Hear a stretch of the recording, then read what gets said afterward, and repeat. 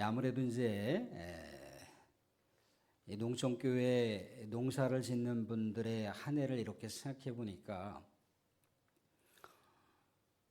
부푼 어떤 여러 가지 소망과 기대를 안고 농사를 지었는데 농사 수확물의 그 매상 가격이 예전에 비해서 절반도 못 미치는 가격이 폭락됨으로 인해서 많은 참 어려움들을 겪어왔던 한 해였습니다. 뭔가 이제 야심찬 계획으로 새로운 이제 농사의 출발점일 쯤에 갑자기 이게 봄 날씨와 다르게 냉해라고 하는 것이 와서 또 농작물에 이런저런 또 피해를 입었단 말이죠. 또 가을 추수에는 어떻습니까? 갑자기 늦은 비가 오지 않아도 돼야 될 그 비가 한 달 내내 내렸던 기억이 나요. 그러다 보니까 여러 가지 이제 온도나 또 습도나 또 햇빛 일조량이 있어야 되는데 또 그것들이 적절하지 못하니까 예전만큼 수확량도 대폭 감소되는 여러 가지 우리가 어려움 가운데 또 한 해를 보내왔습니다. 또 어느덧 이렇게 뭐 세월 앞에 장사 없다고 한 해 한 해 이제 나이가 들어가면서 했던 일들이 작년과 다른 일이 아닌데 또 작년에 비해서 더 많이 늘어난 것도 아닌 것 같고 비슷한데 이제 일을 하다 보면은 몸이 뭔가 문제가 있고 몸이 약해졌다라고 하는 걸 느껴져요. 시간의 길이도 길어지고 또 일들을 했을 때 뭔가 이렇게 집중력 있게 일을 하지 못하고 이곳저곳이 이제 잠들 때면은 아파오고 아침에 일어났을 때 좀 뭔가 개운하게 이렇게 하루 일과를 시작해야 되는데 몸이 무겁고 이제는 나도 늙어가는구나. 또 이렇게 저렇게 우리가 살다 보면 또 뭐 감기 몸살에도 한번 앓게 되면 그래도 젊었을 때는 그냥 감기약 이렇게 처방해서 먹으면 복용하면 그냥 2, 3일이면 낫는데 이게 이제 금방 낫지 않는단 말입니다. 뭐 일주일 가기도 하고 2주일 가기도 하고 생활에 여러 가지 불편한 점들이 한두 가지가 아닌 거예요. 또 그리고 우리 몸이 약해지다 보면은 우리의 정신도 우리의 영도 약해집니다. 괜히 어떤 뭐 큰 일도 아닌데 어떤 사소한 일들에 막 감정이 이렇게 갈라지기도 하고 화가 나기도 하고 짜증이 나기도 하고 그러니까 내 정신과 내 영이 이제 피폐해집니다. 외롭고 쓸쓸하고 사람들하고 만나서 교제를 하는 동안은 잠시 있는 것 같은데 또 돌아서면은 여전히 내 삶이 정말 뭔가 온유하지 못한 뭔가 평온이 깨져버린 듯한 우리의 삶의 일상을 느낄 때도 있다는 거예요. 점점 기억력도 희미해지는 것 같고 또 머리 쓰는 일들도 옛날처럼 빠릿빠릿하게 그렇게 움직여지지 않고 그렇다는 겁니다. 또 우리 사랑하는 자녀들의 삶을 이렇게 보니까 또 우리 사랑하는 자녀들이 이제 뭐 상급 학교를 진학할 때나 또 졸업을 하면은 또 여러 가지 자격증이다, 또 시험이다, 또 취업을 준비해야 되잖아요. 대한민국이 얼마나 또 취업난이 좁아지고 있지 않습니까? 그죠? 또 연령층들이 이제 계속해서 뭐 만 60세, 61세 이제 공무원 그 연령대 그 한계의 나이가 이제 뭐 만 65세까지 이제 계속해서 이제 고민하고 있는 검토하는 상황 가운데 그러면 차세대들의 그 미래는 어떻게 되는 것이냐 그런 여러 가지 상황 가운데 우리 사랑하는 자녀들에 대한 앞날과 미래가 늘 언제나 우리 부모님들의 마음속엔 마치 커다란 돌덩이처럼 이렇게 얹혀져 있는 거죠. 뭔가 삶이 잘 풀려서 또 귀한 짝을 만나 아름다운 가정을 이루어도 또 워낙 이제 삶의 배경이 다르게 살아왔던 삶의 배경 가운데 천국을 만들어가는 그 가정을 만든다는 것이 쉽지 않다는 거예요. 아이를 또 낳았을 때 육아 문제도 있고 여러 가지 상황 가운데 요즘에 아이를 임신한 그 신혼부부들 가정 가운데 유산을 하는 경우가 네 커플 중에 한꺼풀 이상이 유산을 한다고 해요. 유산을 하게 되면 여러 가지 정신적인 어떤 스트레스와 이제 압박 때문에 이게 이제 또 뭔가 정서적인 교감, 공감대라고 하는 게 깨진단 말이죠. 그러니까 이제 부부 생활이라고 하는 것도 정상적으로 이루어질 수 없는, 마치 정말 뭐 지옥은 아니라 할지라도 그거에 버금가는 그런 전투적인 어떤 삶의 형태들이 우리 사랑하는 자녀들의 삶 가운데 있다는 거예요. 인생의 거친 풍랑들을 막 헤쳐나가는 모습을 보면 그래도 우리 기성세대들은 그래도 꾸역꾸역 그 어려운 점들, 어려운 난관들을 헤쳐오면서 또 기도하고 또 어떻게든지 이것을 헤쳐나가 보려고 했는데, 또 우리 다음 세대들, 우리 차세대들, 우리 젊은 세대들은 또 우리보다 더 많은 스트레스의 그 백그라운드를 갖고 있어요. 더 많은 다양한 스펙트럼의 삶의 배경들과 부딪혀야 된단 말이죠. 단순한 배경이 아닌 거예요. 굉장히 복잡한 배경 가운데, 복잡한 사회적인 구조 가운데 모든 것이 우리 차세대들이 헤쳐나가야 할 난관이란 말이죠. 그걸 생각해 보면 부모로서 잠이 오지 않을 때가 많다는 거예요. 그래도 우리는 그렇게 60평생, 70평생 살아왔는데, 야, 얘네들의 삶은 그럼 어떻게 되는 것인가? 물론 하나님이 지켜주시고 보호하시겠지만, 얘네들 나름대로의 어떤 삶의 단단한 어떤 견고한 그런 맷집들을 좀 갖고 있어야 되는데, 부모는 늘 언제나 노심초사 그런 생각을 하면서 또 기도하면서 잠 못 이룰 때가 종종 있다는 거예요. 우리 인생은 또 늘 언제나 울긋불긋한 또 비포장 그 도로를 우리가 맨발로 걸어가는 그런 인생의 영역들을 우리가 헤쳐나가온 그런 세월들, 그게 올 한 해 우리의 삶의 모습일 수도 있습니다. 여러 가지 지금 대한민국의 지금 빚이 엄청났죠. 지금 몇 천조잖아요. 몇 천조. 몇 천조. 이 몇 천조의 빚을 어떻게 할 것인가. 나는 아니지 그러더라도 몇 천조를 우리가 계산해 보세요. 몇 천조를. 우리 1년 예산이 700 몇 조인가 그렇잖아요. 그죠? 근데 몇 천조라고 하는 건 뭐 이건 몇 년치에 해당되는 거잖아요. 그죠? 우리가 다 한 사람씩 얼마씩 이렇게 빚을 지고 있는 국가 경제의 어떤 여러 가지 어려운 지경들을 우리가 헤쳐나가고 있습니다. 올해 좋은 일보다 또 힘겨웠던 일들이 많이 있었을 법도 하다는 거죠. 어떻게 보면 이제 남들이 경험하지 못하는 여러 가지 이제 고충들이 있어요. 그죠? 각각이 그렇습니다. 각각이. 동일한 여러 가지 신앙의 시련, 동일한 어떤 인생의 고충이 똑같지가 않아요. 다 달라요. 다 다르다 보니까 비교할 수 없는 여러 가지 삶의 고충과 그런 시련들과 그런 여러 가지 삶의 이 고단함이라고 하는 것이 나만 겪는 것 같은, 왜 내 인생은 왜 이럴까? 또 한편으로는 한탄하기도 하고, 또 다시 그렇지만 우리는 다시 일어나서 또 화이팅을 하지 않습니까? 그죠? 어느덧 우리는 또 그렇게 1년을 이렇게 헤쳐왔습니다.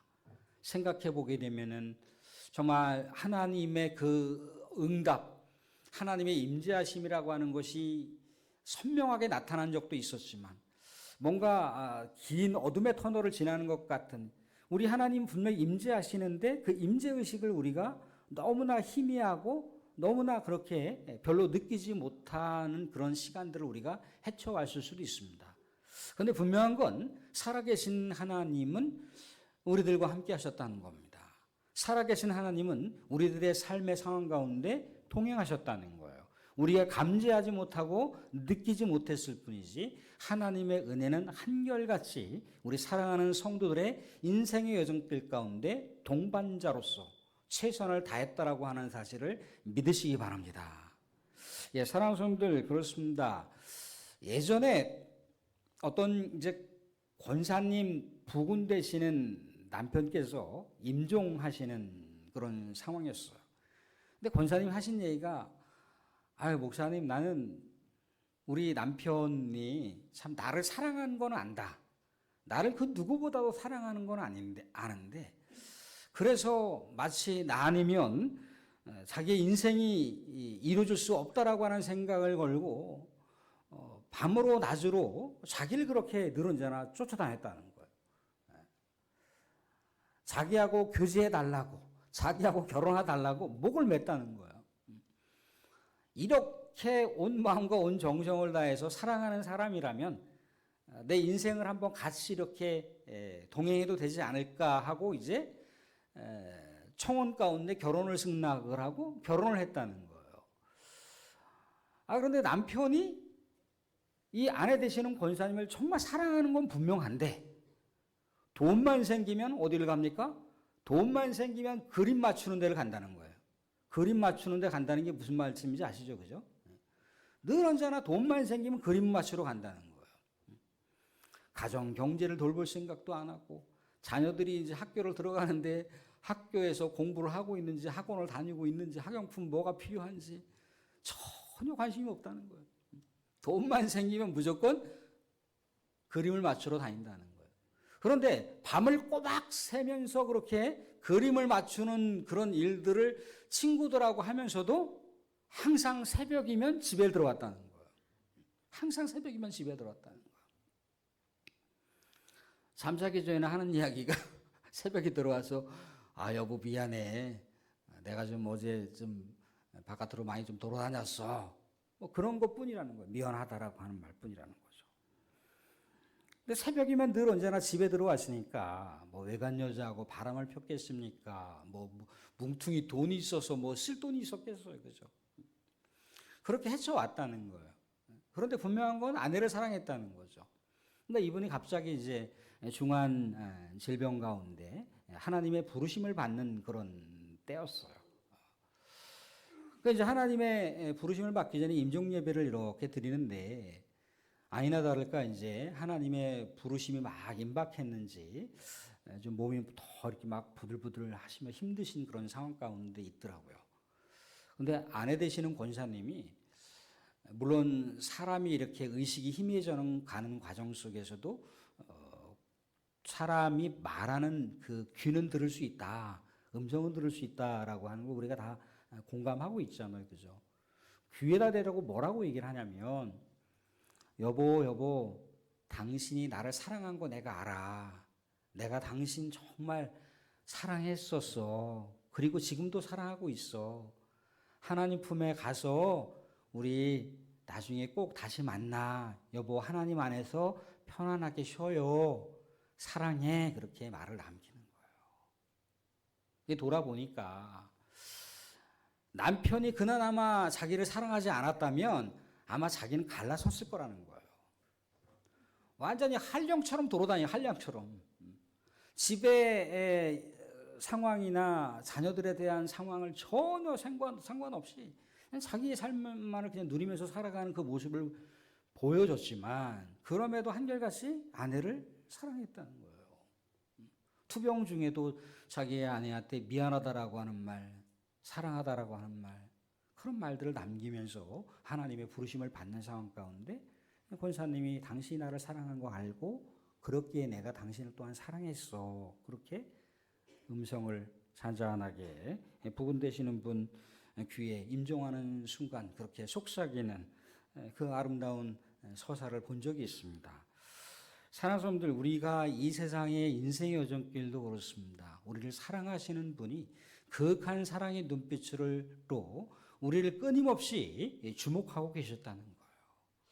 우리가 하나님이 나를 사랑하시고 하나님이 나를 끊임없이 인도하시고 하나님께서 끊임없이 나를 복된 아름다운 인생의 여정길로 목적지를 향해서 계속해서 동행해 주신다라고 하는 사실을 우리가 믿음의 영혼을 가지고 그것을 바라볼 수만 있다면 우리의 인생의 또 한 해의 삶을 우리가 어떻게 또 마침표를 찍을 수가 있겠습니까?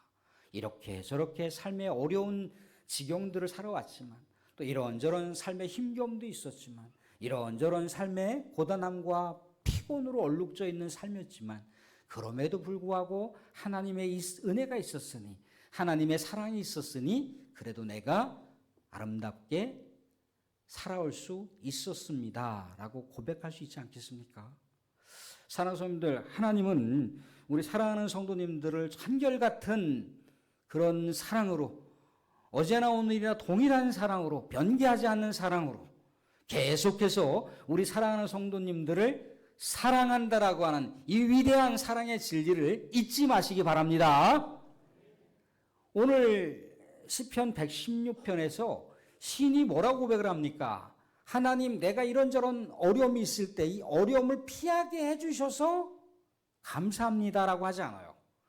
하나님, 내가 이런저런 삶의 문제를 내가 지금 직면하고 있는데 이 문제를 피하고 우리 하나님께서 이 문제를 다른 곳으로다가 이동시켜 주셔서 감사합니다. 그렇게 고백하지 않는다라는 거예요. 뭐라고 고백을 합니까? 1절, 2절 보시면 이렇게 고백을 하고 있어요. 1절, 2절을 보시면 여호와께서 내 음성과 내 간구를 들으심으로 내가 그를 사랑하는도다. 그의 귀를 내게 기울이셨으므로 내가 평생에 기도하리로다. 시인의 삶은 3절에도 나와 있지만 사망의 줄이나 수월의 고통이라고 하는 그런 무지막지한 말로 형언할 수 없는 마치 고통과 아픔과 시련이 최상급의 상황 가운데 이 시인이 마치 죽음을 방불케 하는 그런 삶의 시련들을 통과하는데 이때 어떻게 했다는 거예요? 하나님을 잊지 않고 기도할 때 하나님이 그 기도 가운데 응답하셨다는 거예요. 하나님께서 사랑하는 시인과 삶을 떠나지 않으셨다는 거예요. 삶을 주목하시고 사랑하는 시인이 우리 하나님을 고백하고 간구하고 앙망할 때 하나님께서는 시인의 곁에 있었다라고 하는 것이 시인의 한결같은 고백이에요. 내가 간구할 때, 내가 우리 하나님을 향해서 절박하게 기도할 때 하나님이 내 기도를 들으셨나이다. 그래서 내가 어떻게 하겠다는 거예요? 그래서 하나님을 사랑하나이다라고 하고 있어요. 어려움 가운데 내가 있었고 정말 숨이 헐떡헐떡거릴 만한 그런 삶의 진퇴양난의 그런 여러 가지 삶의 굴곡과 그런 무지막지한 엄청난 삶의 세파들을 헤쳐나오고 있는데 하나님께서 그 상황 가운데 함께 하셨다는 거예요. 지켜주셨다는 거예요. 간구할 때 그 음성을 외면하지 않았다는 거죠. 무슨 기도를 했겠습니까? 숨이 넘어가는 헐떡헐떡거리는 상황. 죽음이 막 목전에 있는데 무슨 기도를 했겠어요? 이렇게 저렇게 쭉 기도 내용들을 나열하면서 하나님께 기도했겠습니까? 한두 마디 했겠죠. 하나님 살려주십시오. 하나님 이 상황에서 건져주십시오. 이 상황이 극복되기를 원합니다. 그럴 때 하나님은 어떻게 하셨다고 하고 있습니까? 6절 하반절에 보시면 이런 표현이 있어요. 6절 하반절에도 보시면 내가 어려울 때 나를 구원하셨도다. 내가 어려울 때 나를 구원하셨도다.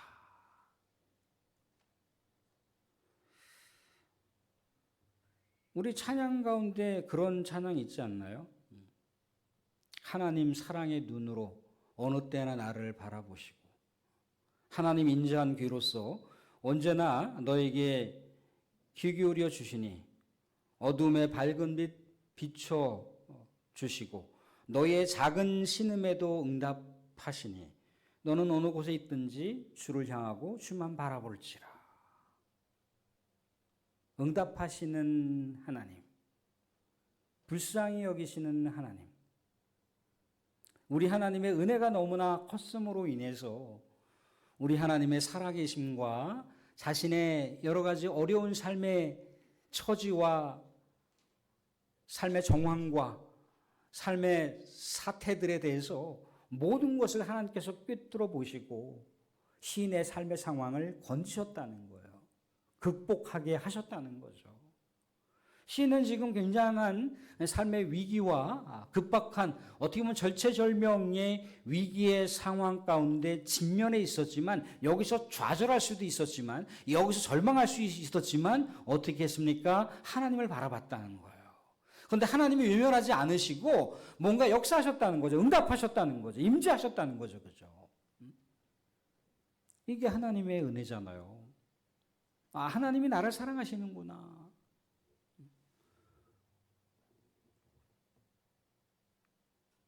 비행 청소년 학생이 날마다 사고를 치고 다녀요. 아빠는 그냥 팔 걷어붙이고 이 녀석 어떻게 뭐 요절을 내든가 해야겠다라고 그렇게 하는데 엄마는 어떻게 있겠습니까? 엄마는 밤이면 밤마다 사랑하는 그 비행 아들 앞에 가서 기도를 하는 거예요. 새벽에 들어오면 그 새벽에 자고 있는 아들의 머리맡에서 기도하고 있는 거예요. 하나님, 그래도 하나님께서 축복으로 보내주신 생명이고 내 자식이기 이전에 하나님의 아들인데 하나님이 이 아이가 장차 하나님의 빛난 영광을 드러내는 아들이 되길 원합니다. 하나님 이 아들이 축복받을 수 있는 아이가 되게 하시고 많은 사람들에게 이렇게 저렇게 상처를 주는 아들이 아니라 많은 사람들에게 사랑을 나누어주고 우리 하나님의 축복의 통로가 되게 하옵소서. 그렇게 비행 아들의 잠자는 새벽 그 잠자는 그 머리맡에 가서 엄마가 그렇게 1년, 2년 기도를 했다는 거 아니에요. 아들이 엄마가 한결같이 항상 자기가 새벽에 들어오는 그 시간까지 잠을 자지 않았다는 얘기잖아요. 그 시간에 기도를 하는 그 엄마의 기도 가운데 이 아들의 마음이 바뀌었어요. 완전히 바뀌었어요. 그래서 새로운 삶의 출발과 더불어서 하나님께 소원하고 또 엄마하고 아버지한테 약속하고 다시는 그 길을 가지 않는, 다시는 정말 하나님께서 기뻐하시는, 가정이 행복해하는 그런 아들의 삶을 살겠습니다라고 하는, 그 아들이 뭐 때문에 그런 삶을 그렇게 완전히 180도 변화된 모습으로 삶을 지향할 수 있었던 그 근거가 뭐가 있겠습니까? 엄마의 한결같은 사랑인 거죠. 한결같은 또 기도였다는 거죠. 더 궁극적으로는 엄마가 의지하고 엄마가 간구하는 하나님께서 자신을 또한 사랑한다라고 하는 걸 알았고 자신의 삶도 하나님께서 안위해 주시고 지켜주신다라고 하는 것, 눈동자같이 그 아들을 지켜주신다라고 하는 것을 그 아들이 알았다는 거예요. 그래서 그 하나님에 대한 존재가치, 하나님에 대한 전인격적인 성정을 5절에서 뭐라고 얘기를 합니까? 여호와는 은혜로우시며 의로우시며 긍휼이 많으시도다. 여호와는 은혜로우시며 의로우시며 긍휼이 많으시도다. 그래서 어떻게 한다는 겁니까? 하나님의 백성들을 지키신다는 거예요.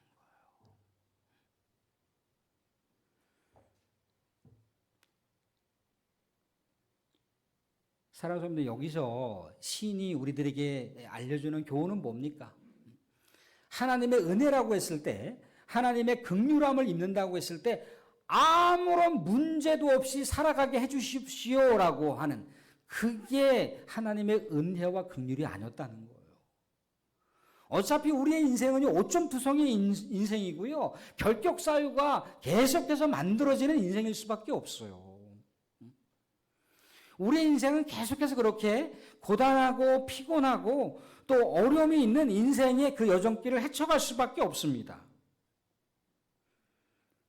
그런데 정말 자애로운 어머니가 사랑하는 아들을 바라보듯이 하나님께서는 그렇게 은혜롭고 의롭고 긍휼한 풍성한 그 긍휼한 자비한 마음으로 극한 사랑의 눈빛으로 우리 성도들의 삶을 바라보시고 있다는 거예요.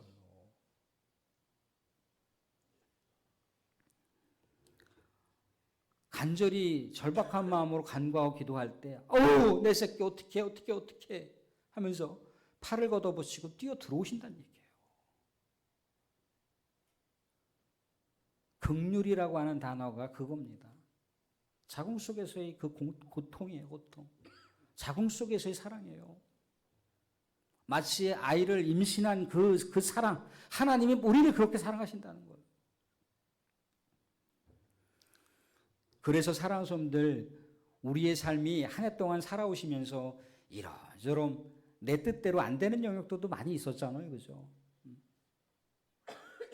내 의지대로 뭔가 이렇게 계획하고 했던 것들이 잘 안 되는 것들도 많이 있었단 말이죠. 그죠?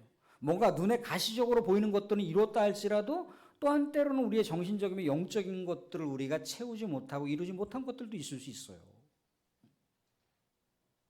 늘 언제나 우리는 그렇게 뭔가 연약한 투성이의 모습으로 살아갑니다. 늘 언제나 한없이 우리는 부족한 삶의 사연들을 남겨놓고 그렇게 살아요.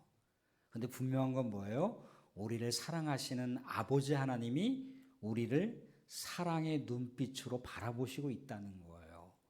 사랑하는 우리 성도들, 사랑하는 우리 아들, 딸들이 정말 신음하는 소리조차도 우리 하나님께서는 귀를 쫑긋 세우시고 그 음성을 들으신다고 하고 있습니다. 잠 못 이루는 끙끙 앓고 있는 그 신음소리조차 우리 하나님께서는 듣고 계신다는 거예요. 그래서 올 한 해 우리의 삶은 고단함이 있었고 고통이 있었고 아픔이 있었고 정말 어떻게 헤쳐왔는지도 모르게 그렇게 헐떡헐떡거리면서 살아왔지만 하나님의 은혜가 컸구나. 이것은 내가 지금 현재 이 자리에서 이 송년 주일 예배 가운데 예배의 자리에서 우리 하나님께 예배 드릴 수 있는 이 자체로도 우리 하나님의 사랑이었고 우리 하나님의 은혜였구나 라고 하는 고백의 마침표가 우리 성도들에게는 찍혀 있어야 됩니다. 사랑하는 말씀을 맺겠습니다. 우리가 이 세상 가운데 또 한 해를 살아왔던 것은요, 우리의 능력이 많아서 우리의 지혜가 많아서 우리가 출중해서 그렇게 삶을 헤쳐온 게 아니에요. 우리의 인생의 여정길 그 발걸음들을 보십시오.